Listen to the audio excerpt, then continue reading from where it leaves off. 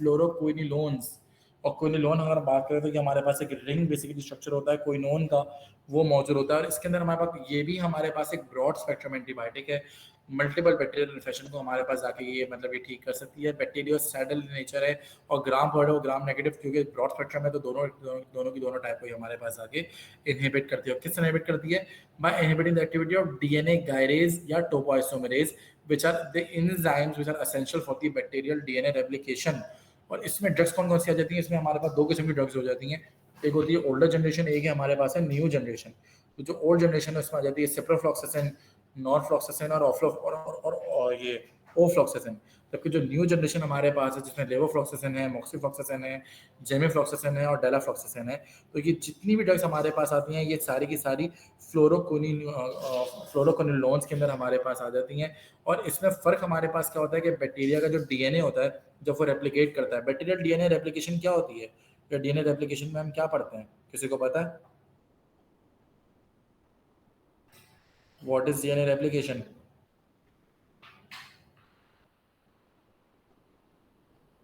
सन्नाटा छा गया बिल्कुल।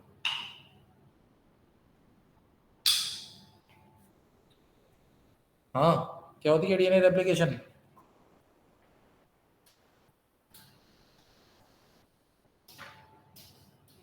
किसी को पता है? Please I need some answers.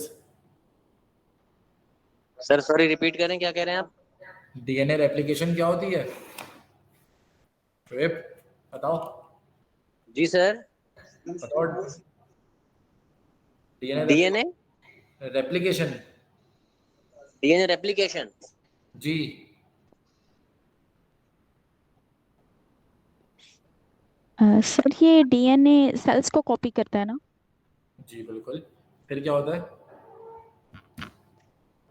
Sir ये आइडेंटिकल जो रेप्लिकास होते हैं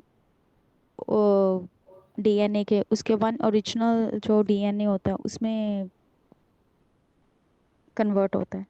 मतलब आसान अल्फाज के अंदर मैं बात करूँ तो डीएनए अपनी फोटोकॉपी निकालता है, सिंपल अल्फाज के अंदर कि डीएनए अपनी मल्टीपल कॉपीज क्यों करेगा? क्योंकि जब सेल डिवीजन होती है, जब एक सेल दो में डिवाइड होगा, माइटोसिस जिसको हम बोलते हैं, तो जब सेल डिवाइड होगा तो सेल के अंदर जो डीएनए है वो भी डिवाइड होगा। तो लेकिन सेल डिवाइड होने से पहले हमारे पास डीएनए डिवाइड होता है, और डीएनए अपने आप को जो डीएनए की जो कॉपी करना है या डीएनए के अपने आप को जो बिल्कुल अपनी एग्जैक्ट कॉपी बनानी है उसको बोलते हैं डीएनए रेप्लिकेशन। तो डीएनए रेप्लिकेशन होने के लिए डीएनए को कम से कम 6 से 8 10 एंजाइम कुछ रिक्वायर्ड होते हैं, तब जाके हमारे पास डीएनए रेप्लिकेशन जो है वो पॉसिबल हो पाती है।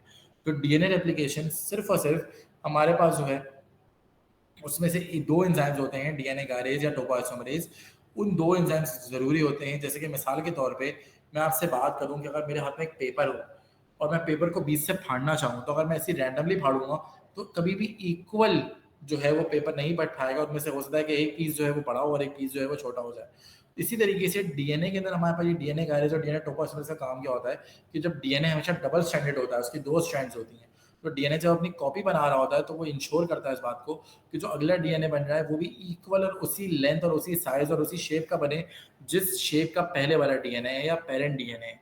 तो ये चीज़ बहुत ज़्यादा ज़रूरी होती है। तो डीएनए गायरेज और टोपोआइसोमरेज अगर ना हो तो डीएनए रेप्लिकेशन को कैरी आउट करवाना बहुत मुश्किल हो जाएगा या पॉसिबल ही नहीं हो पाएगा। तो ये बैक्टीरिया के अंदर भी चीज़ देखने में आती है कि बैक्टीरिया जब अपनी कॉलोनी डेवलप करता है या बैक्टीरिया जब अपनी सेल को डिवाइड कर रहा होता है, तो बैक्टीरिया का सेल डिवाइड होने से पहले पहले बैक्टीरिया का डीएनए डिवाइड होता है। जब बैक्टीरिया का डीएनए डिवाइड होगा तो वही मैंने आपको पहले थोड़ी देर पहले बताई थी कि डीएनए से आरएनए बनता है, आरएनए से प्रोटीन बनता है। तो अगर डीएनए ही इनहिबिट हो जाएगा तो डीएनए से ना देखो डीएनए ही नहीं होगा, तो ना डीएनए से आरएनए बनेगा और ना आरएनए से डिफरेंट किस्म के प्रोटीन जो है वो बन पाएंगे। और डीएनए ना डिवाइड हो उसके लिए DNA gyrase, topoisomerase, helicase, primase, multiple के डीएनए पॉलीमरेज, मल्टीपल किस्म के एंजाइम्स हमें रिक्वायर्ड होते हैं। उसकी बेसिस के ऊपर जाके जो है वो डीएनए डिवाइड होता है। तो जब डीएनए रेप्लिकेशन नहीं होती because of the inhibition of these two enzymes, तो ऑटोमेटिकली डीएनए का स्ट्रक्चर भी हमारे पास नहीं बनता।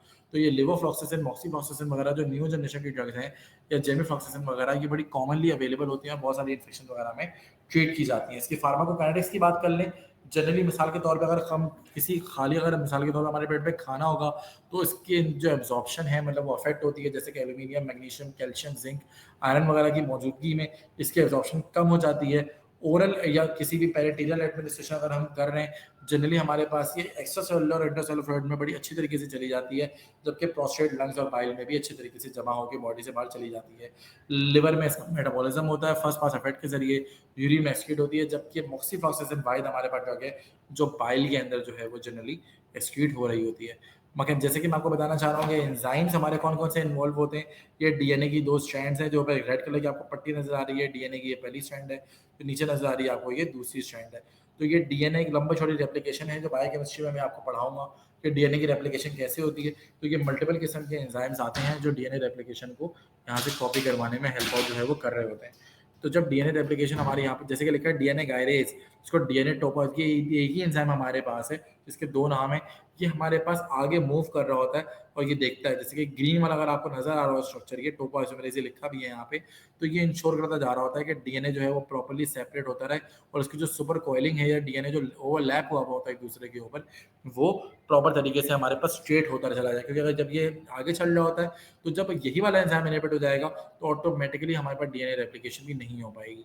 तो ये बहुत इंपॉर्टेंट एंजाइम होता है डीएनए गायरेज, जो इंश्योर करता है कि उसकी जो स्ट्रेन है या जो सुपर कॉइलिंग हुई हुई है इसके अंदर, वो उसको रिलीव करे और फिर हमारी जो है वो मतलब ये डीएनए रेप्लिकेशन शुरू हो। लेकिन जब यही एंजाइम इनहिबिट हो जाएगा तो ऑटोमेटिकली जाके आगे कोई भी काम जो है वो नहीं हो पाएगा। क्लियर हो रही है मेरी बात, मैं क्या बताना चाह रहा हूँ? कुछ समझ में आ रहा है किसी को? ये सबके सर के ऊपर से जा रहा है?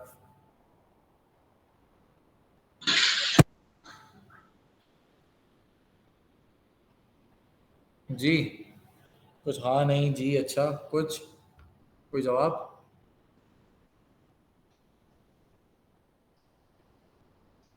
सर दोबारा बता दें।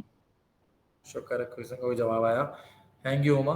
अच्छा मैं दोबारा बात कर लेता हूँ आपसे कि सिंपल मैं आपको किस तरीके से मैं आपको वर्ड पे कैसे ड्रॉ करके बताऊँ।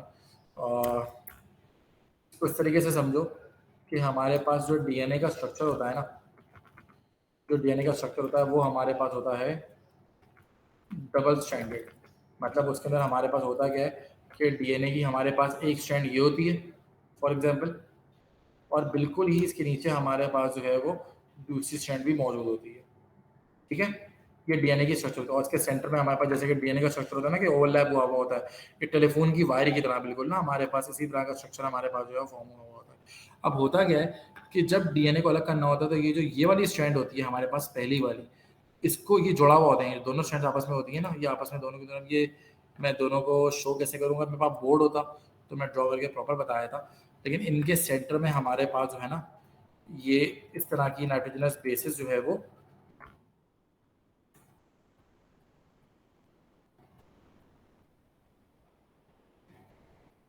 जी लेट सपोज हमने कि ये हमारे पास जो है ये डीएनए की स्ट्रैंड 1 है और ये सेंटर में पास जो है वो डीएनए की स्ट्रैंड 2 है, जबकि सेंटर में जो है बॉन्डिंग हुई हुई है, जो ये मेरे पास इतना बड़ा ज़्यादा मैं कुछ और बना नहीं सकता, ये सबसे बड़ी चीज़ है। तो ये सेंटर में हमारे पास जो है वो मौजूद होता है। तो सबसे पहले क्या होता है कि डीएनए की स्ट्रैंड को हमें जो है वो रिकॉपी करना होता है।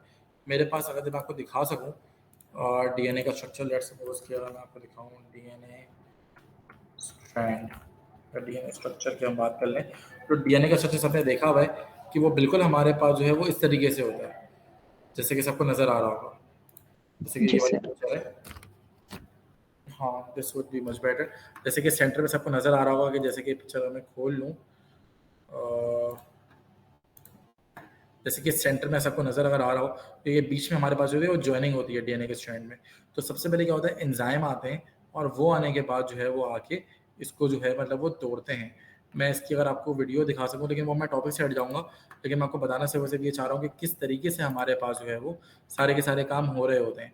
डीएनए रेप्लिकेशन की अगर मैं कोई पिक्चर देखूँ तो अगर मैं वीडियो दिखाऊंगा तो उसमें काफ़ी ज़्यादा जो है वो टाइम हमारे पास लग जाएगा। जैसे कि आपको यहाँ पे अगर नज़र आ रहा हो इस पिक्चर के ज़रिए, एक मिनट मैं दिखाता हूँ आपको।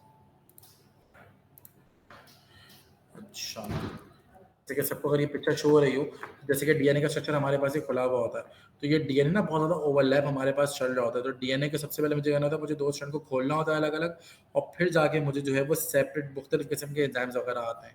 डीएनए पॉलीमरेज़ हो गया, हेलिकेज़ हो गया ये सब चीज़ें मुझे आपको बायोकेमिस्ट्री में डिटेल में भी पढ़ानी है। The point of whole discussion is कि हमारे पास जो ये फ्लोरोक्विनोलोन जो ड्रग है वो आके सिर्फ और सिर्फ आके जो हमारे पास ये एंजाइम है वो उस एंजाइम जो टोपोइसोमेरेज एंजाइम होता है वो ड्रग आगे इस एंजाइम को आगे इनहिबिट करती है।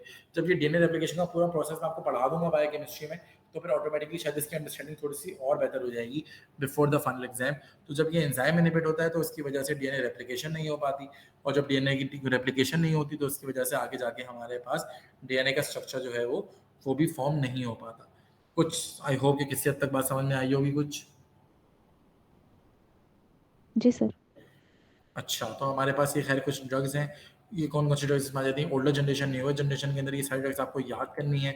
इसकी इंडिकेशंस क्या हैं कि किस-किस कंडीशन में जनरली हम दे सकते हैं। किसी को ब्रोंकाइटिस है, निमोनिया है, साइनसाइटिस है, यूटीआई है, या इंट्रा एब्डोमिनल इन्फेक्शंस हैं, या टाइफाइड फीवर है, या पेट्रियल, या पीआईडी से कोई इंसान पेल्विक इन्फ्लेमेटरी डिजीज से कोई इंसान जो है वो सफ़र कर रहा है, या गायनेकोलॉजिकल किसी को इन्फेक्शन हो रही है। उन तमाम कंडीशंस के अंदर जनरली हम लोग इस किस्म की फेनोलोक्विनोलोन प्रिस्क्राइब कर सकते हैं।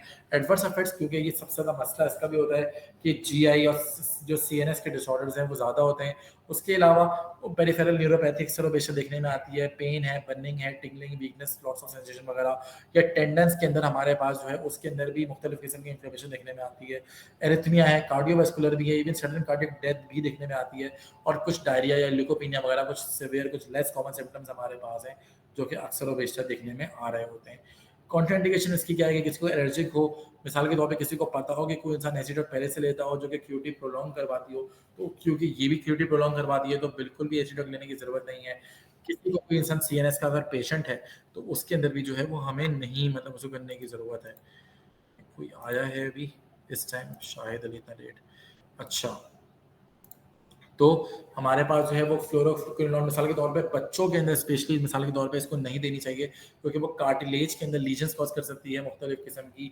बच्चों खवातीन के अंदर जनरली प्रेगनेंसी में ये यूज़ की जा सकती है, लेकिन अगर हमारे पास कोई दूसरा सेफर ऑल्टरनेटिव अवेलेबल है तो हम पहले उसको प्रिस्क्राइब करें। अगर कोई भी चीज़ अवेलेबल नहीं है तो फिर हम जो है फ्लोरोक्विनोलोन पे जाएं, और जनरली लैक्टेटिंग वुमेन के अंदर या ब्रेस्ट फीडिंग वुमेन के अंदर भी जनरली रिकमेंड इसको नहीं किया जाता। तो उसके अलावा नर्सिंग इंटरवेंशन इसकी भी सेम हुई है कि एलर्जीज के बारे में चेक करें पहले, कोई इंसान एलर्जिक ना हो, किसी को कोई एसिस इन्फेक्शन ना हो जो कि फर्दर इसके साइड इफेक्ट जो कॉज होते हैं उससे इन्फेक्शन फर्दर जो है वो प्रोलॉन्ग हो जाए। कोई खाली पेट आपको लेनी है, पॉलीवेलेंट कैटाइंस के साथ ही खाली पेट लेनी होती है। फ्लूइड इंटेक कम से कम 1500 से 2000 ml बनानी है, और कोई भी एडवर्स इफेक्ट अगर होते हैं तो उसके वाले से भी रिपोर्ट आपको करनी होगी। क्लियर है मेरी बात सबको?